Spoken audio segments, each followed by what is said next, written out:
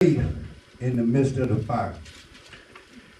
What happens a lot of times is that as Christians, it's easier for us to have faith when things are going good. We are all right as long as the sun's shining and birds are chirping, bills are paid, got gas in the car, mortgage is on time. Oh, we good there. But when we get in a little trouble, that's when you have to check your faith.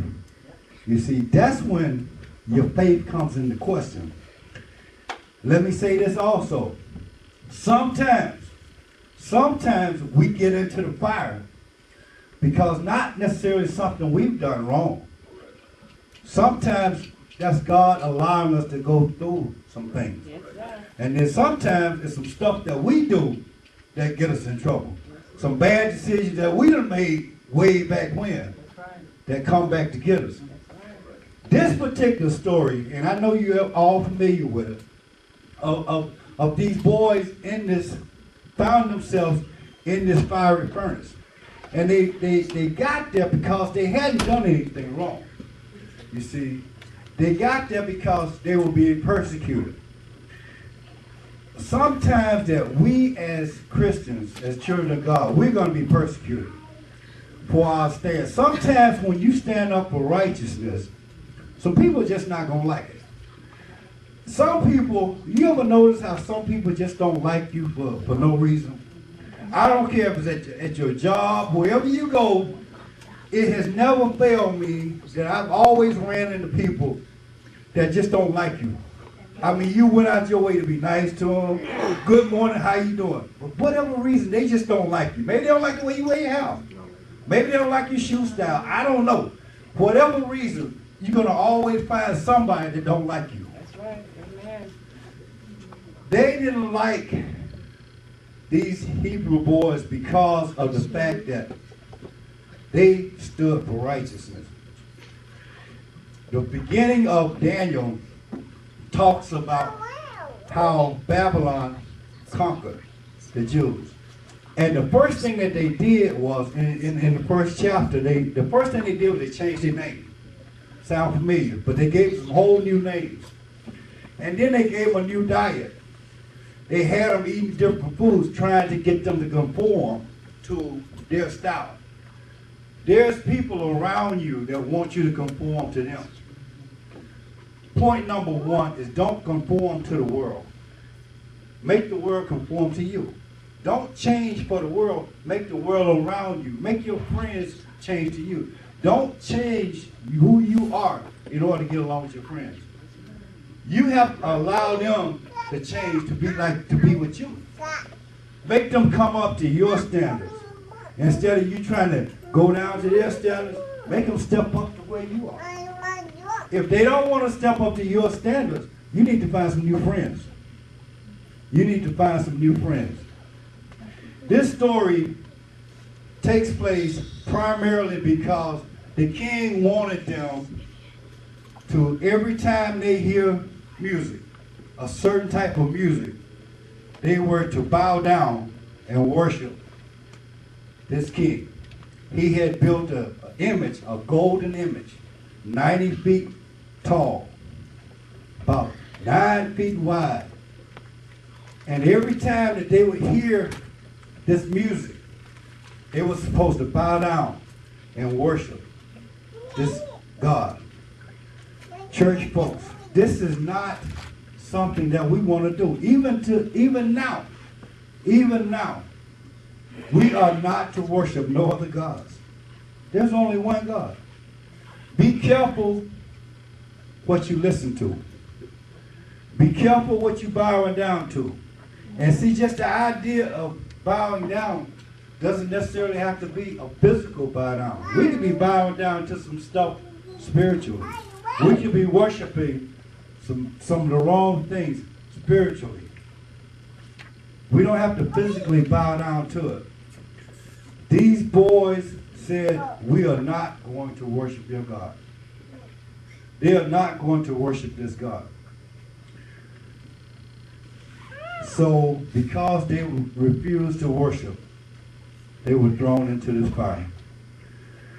Some of us are we're in the fire right now. Some of us got some stuff going on in our life right now. We just jumping all over the place because it's hot. We in some fire right now.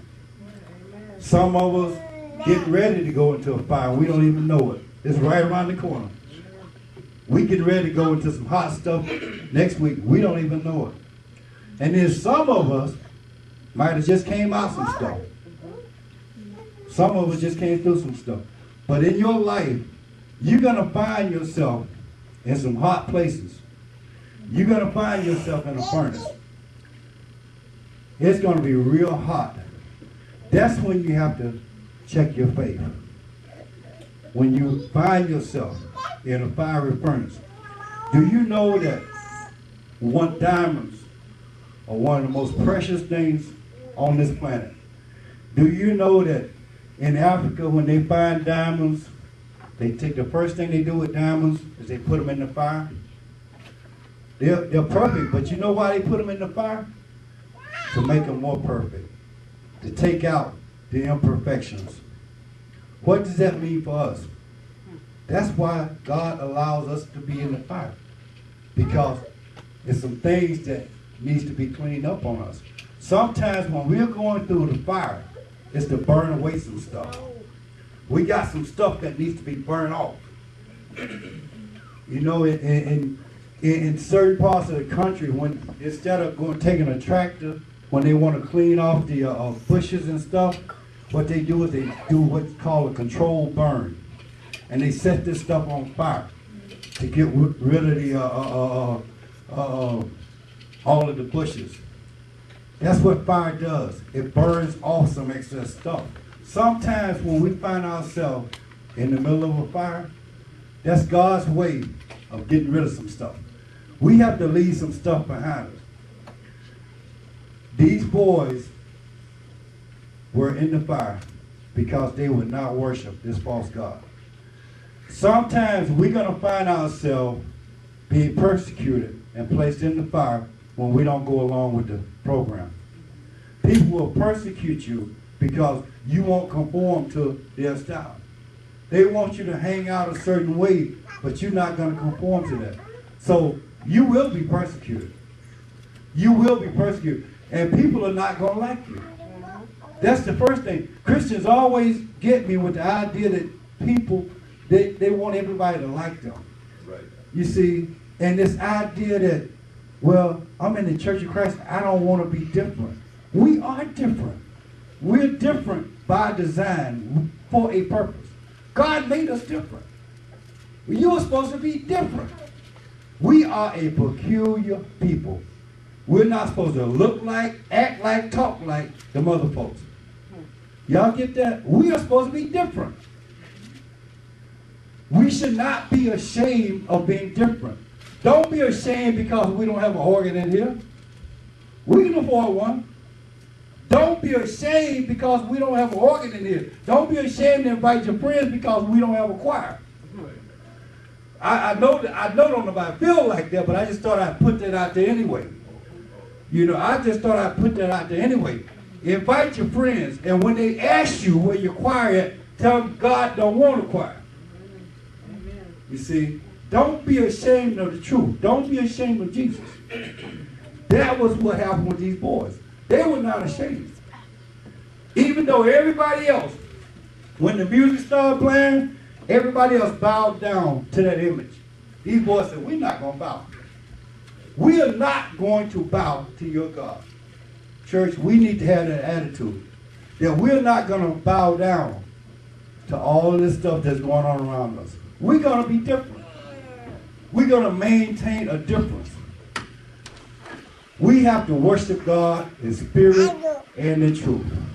Not like everybody else. We're not concerned about what everybody else is doing. We have to be different. God wants us to be different for a reason. He wants us different. Don't be ashamed to be different. Don't be ashamed to be different. When they went down